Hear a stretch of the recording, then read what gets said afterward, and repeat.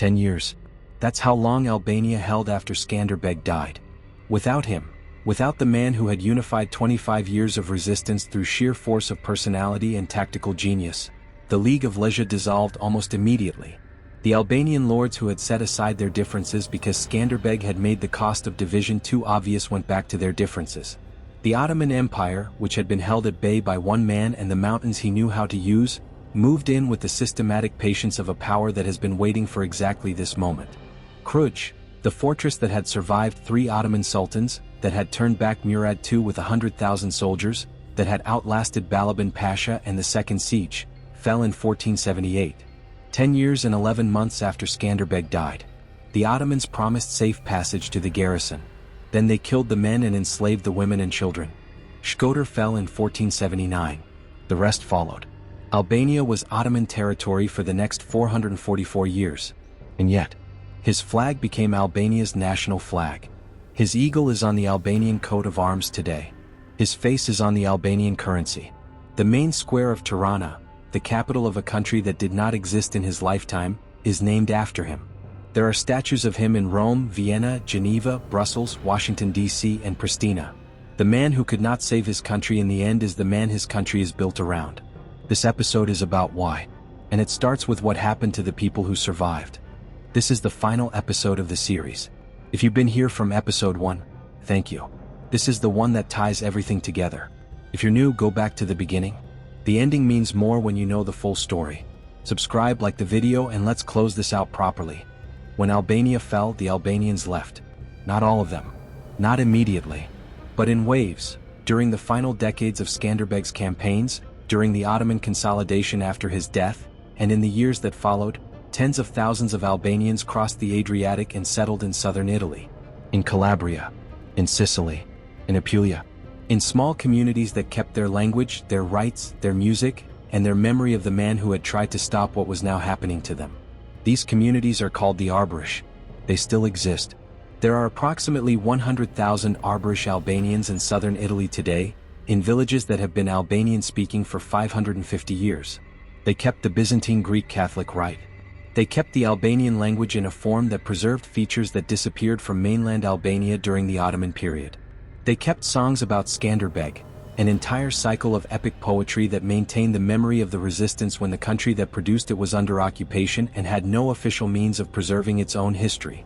The Skanderbeg cycle of Arbërish poetry is one of the most extraordinary documents of collective memory in European history. People who had fled a country that no longer existed, living in villages in southern Italy, singing songs about a man who had died before most of their grandparents were born, keeping the story alive not because anyone told them to, not because a state apparatus maintained it, but because it was the story that explained who they were and why they were there. When Albanian nationalist intellectuals in the 19th century went looking for the historical and cultural foundation on which to build an Albanian national identity, they found it partly in those Italian villages. The Arbërish had kept something that mainland Albania, under centuries of Ottoman rule, had partially lost. They brought it back. Within 40 years of his death, Marin Barlady had published the first full biography, Historia de Vita et Gestis Skanderbegi, printed in Rome around 1508 to 1510. Barlady was Albanian, a young Catholic priest from Shkodër who had personally known men who had fought with Skanderbeg. His book was not hagiography in the sense of inventing miracles. It was a serious historical account drawn from eyewitness sources, written in Latin for a European audience that was hungry for exactly this story. It was translated into almost every major European language within decades. Portuguese, Spanish, French, German, Italian, Polish, English. There were at least 17 editions published across Europe before 1600. For a brief period in the 16th century, Skanderbeg was one of the most written about figures in European literature.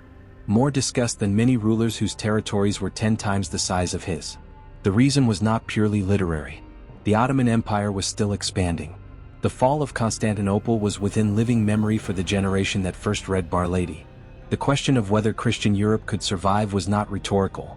It was the defining anxiety of the age. And Skanderbeg's story answered it, or at least suggested that it could be answered, in a way that nothing else available was quite doing. Pope Calixtus III had given him the title Athleta Christi, Champion of Christ, on December 23, 1457, in a formal papal document that treated his victories as divine intervention. not metaphorically. The papal letter framed what had happened in those Albanian mountains as evidence of God's active protection of Christendom. For successive popes maintained the same position: Nicholas V, Calixtus III, Pius II, Paul II. All of them sent money. All of them sent letters. All of them understood that what Skanderbeg was doing was buying time for Europe at a price he was paying personally and entirely. The Byzantine Empire would have survived, wrote Voltaire in the 18th century, if it had possessed a leader of his quality. That sentence from one of the most influential writers of the Enlightenment, a man not given to uncritical admiration of medieval Christian warriors, tells you something about how durable Skanderbeg's reputation was. It had survived not just his death but the complete transformation of European intellectual culture between the 15th and 18th centuries. The reasons changed, the religious framing faded, the military strategic framing strengthened, but the verdict remained consistent. Pierre de Ronsard, the greatest French poet of the 16th century, wrote about him. Henry Wadsworth Longfellow, the most widely read American poet of the 19th century, wrote a poem called Skanderbeg. Antonio Vivaldi composed an opera called Skanderbeg in 1718. François Francoeur composed another in 1735. A man who had ruled a territory roughly the size of a medium-sized English county, with an army that never exceeded 20,000, who had died without achieving his ultimate objective of keeping his country free, had inspired 2 operas, poems in 3 languages, and a sentence from Voltaire across 3 centuries. The story was too good to let go, because it wasn't really about the outcome. It was about what the resistance meant regardless of the outcome. 400 years after the Ottoman conquest, Albania was part of the empire. The story of Skanderbeg did not disappear. The Arborish kept it alive in Italy, and scattered references to it survived in European literature and in the oral traditions of Albanian communities. But as a living political force, as a story that could be told openly and used to organize a national consciousness, it was suppressed. The Ottoman state was not interested in maintaining the memory of the man who had cost it more trouble than any other single opponent in the Balkans. What survived did so in the way that things survive under occupation, in songs that sounded like entertainment, in folk tales that sounded like mythology, in the particular intensity with which Albanian families maintained the memory of their own origins. Not in textbooks, not in monuments, in memory. The 19th century changed everything. The Albanian national revival, the Religio Combatere, which translates roughly as National Renaissance, began in the 1870s as part of the broader nationalist awakening that was reshaping the map of Europe. Albanian intellectuals, many of them Arborish from Italy or Albanians educated in European universities, began the project of constructing a modern Albanian national identity. They needed a founding figure. They needed a moment that could serve as the mythological center of a national story. They found Skanderbeg. Not because they invented him, he was real, the sources were real, the battles were real. But because they chose him, out of all of Albanian history, as the figure around whom a national identity could be organized. His story had everything a nationalist movement needs: a hero, a betrayal, a resistance, a tragedy, and a legacy that survived the tragedy. His red flag with the black double-headed eagle, the Castrioti family emblem, became the Albanian national flag when Albania declared independence on November 28, 1912. The same eagle that had flown over Cluj in 1444 is on the Albanian flag today. The flag that Albania declared independence under in 1912 was Skanderbeg's family emblem. The same one that flew over Cluj when Murad II couldn't take it. There's a continuity in that which is almost impossible to fully absorb. Like the video if this series has given you something. Subscribe if you haven't. The last section is the one I've been building towards since episode 1. In 1968, exactly 500 years after his death, the Albanian government unveiled the Skanderbeg statue in the main square of Tirana. The square itself was renamed Skanderbeg Square. It remains the central public space of the Albanian capital today. The statue shows him on horseback, wearing the goat-head crested helmet, the double-headed eagle on his armor. The same image that Barlady described. The same image that appeared on the covers of 16 editions of his biography across 16th century Europe. The same image that the Arborish kept in their songs for 5 centuries in southern Italy. The helmet itself, the actual physical object, the goat-head crested helmet that Skanderbeg wore in battle, survived. It was preserved in Vienna in the Imperial Armory, where it was kept as one of the most remarkable objects in the collection. Generations of Europeans who had no particular connection to Albania came to look at it.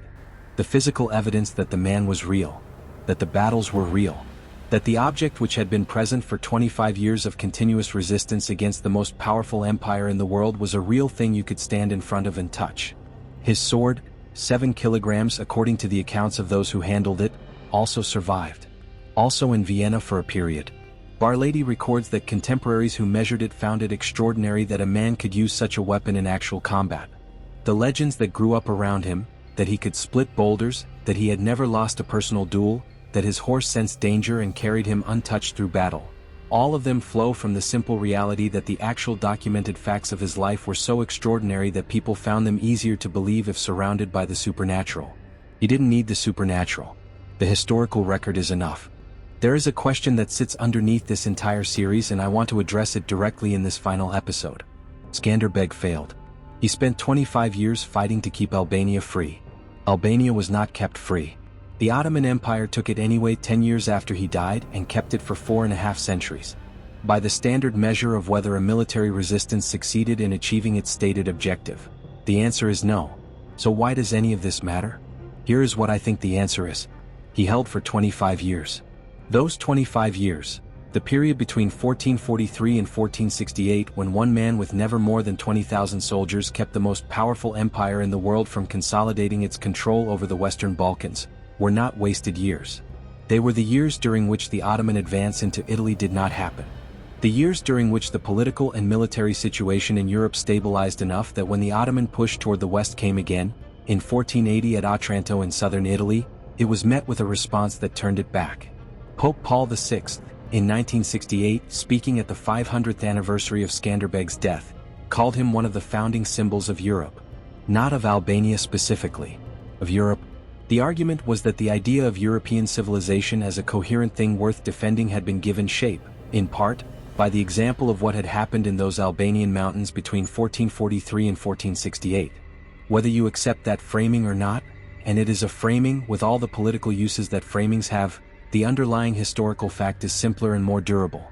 One man with limited resources and no guarantee of outside support, chose to fight rather than accommodate.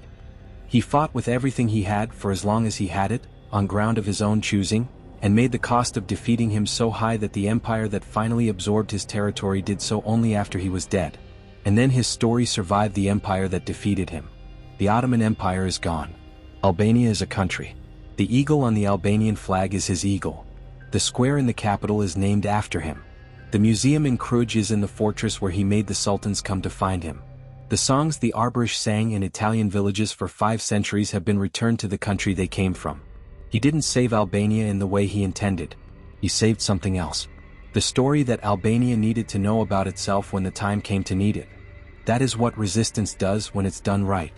It doesn't always win the immediate battle, but it writes the chapter that the future reads when it needs to remember what it is.